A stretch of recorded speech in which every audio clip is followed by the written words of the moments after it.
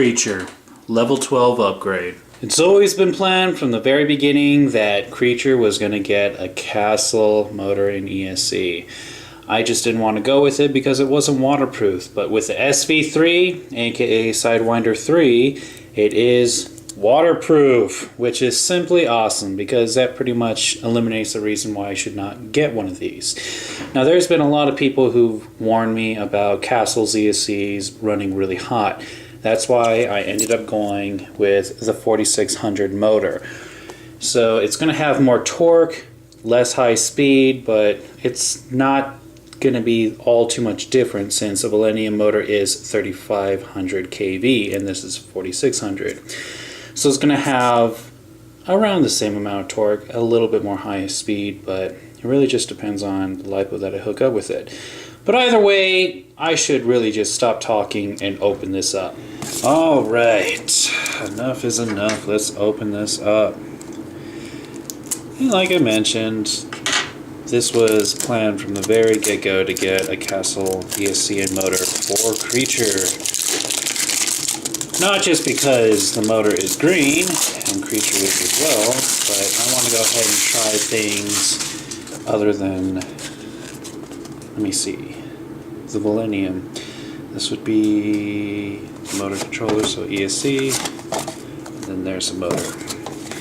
Alright, open this up. Of course we got the famous driver's ed guide.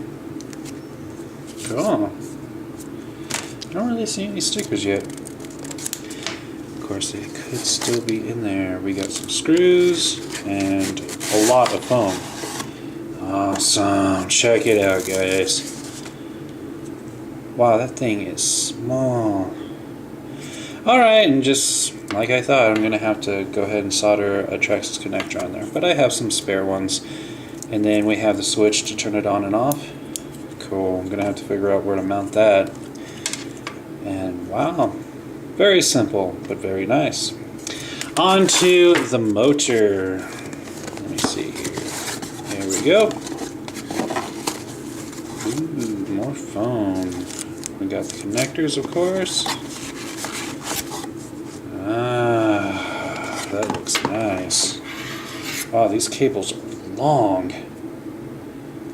Wow, that looks cool. Finally gonna have the Castle brand on one of my RCs. Awesome. Well, I guess I can't really delay this. I really need to get this on Creature immediately. So let's go ahead and take off the XL5 system and install the new Castle Sv3. So the first thing I'm going to do is just take out the motor. And if you were paying attention in my last upgrade, I ended up putting the Titan 12T in there. Well, it burned out. I even mentioned it in the video. So I put the 15 Terran Firebolt back in there. So I'm just going to do the same exact process. Take off the transmission box cover, which is held in with 2 screws, and then remove the 2 screws that hold the motor to the transmission case, and of course unplug it. Okay. And since the pinion gear is small enough, I could just pull the motor out after disconnecting those 2 screws. However, I still do need this pinion gear. So I'm just going to loosen up the grub screw that's on there, pull that off, and now it's time to go ahead and put on the new one. And here we have it, the 4-pole 4600 kV motor. I'm just going to go ahead and slide it in and then reattach the 2 screws to hold it into the transmission. And the new motor is in. Of course, the screws that hold it onto the transmission are tightened all the way. I have to put the pinion gear on first, make sure everything's aligned, and then slap on the transmission box cover. Like I said, in my last upgrade video, I just replaced the motor, so I'm not going to get into detail about how I did it with this one. With the motor in there, now it's time to move on to the ESC. The ESC is held in with 2 screws, 1 on each side. I'm also going to be undoing that screw, which holds down the battery connection, and then taking apart the waterproof receiver box, which is held in with 4 screws. So 1 there, there, and there. Go ahead and pull the top off as well as the bottom one. Then I'm going to unplug the old ESC, which is plugged into channel 2, and then pull out the cable through the base of the receiver box. Just like that. And now I can pull off the XL5. Who knows what I'll do with it. But now I can go ahead and put the Castle Sidewinder on there.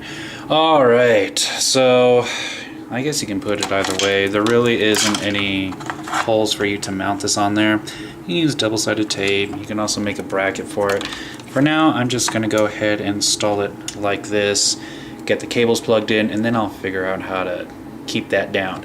So this is going to go straight into channel 2. I'm going to have to feed it through the receiver box, of course, and then the rest is just downhill from here. And there we go. The ESC has been plugged into the receiver box.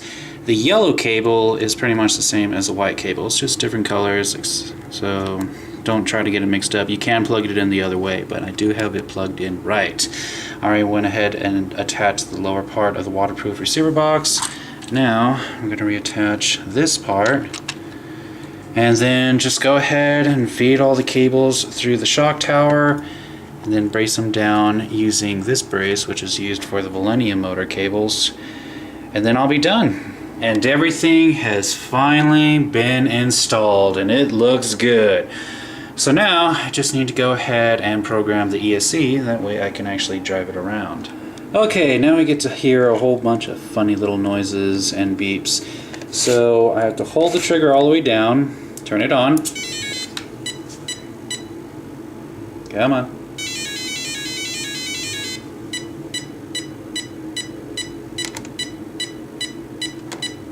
Put in reverse.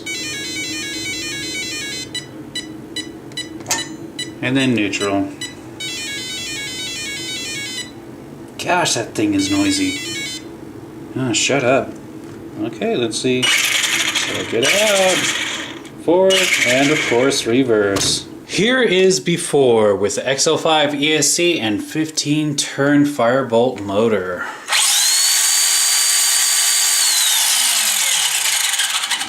And here is after with the Sv3.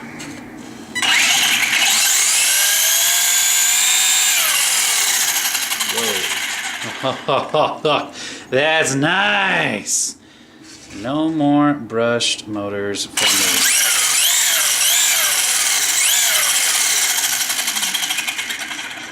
I didn't even realize this, but look at that. It actually burned my table. Wow. Creature is turning into a little beast, isn't she? And really the only thing to show off now is, well, the manual. What do they include? Of course, this is a driver's guide showing you how to install it, how to make it work with your system, different ESCs, nothing too special. Inside we have Castle stickers. Gonna have to put some of those on Creature. Then we have the gearing chart. Always nice to have. Flip that open, and I'm going to have to get, like I said, the better gears, because the gears I have on there now is definitely not letting the Slash do its full potential.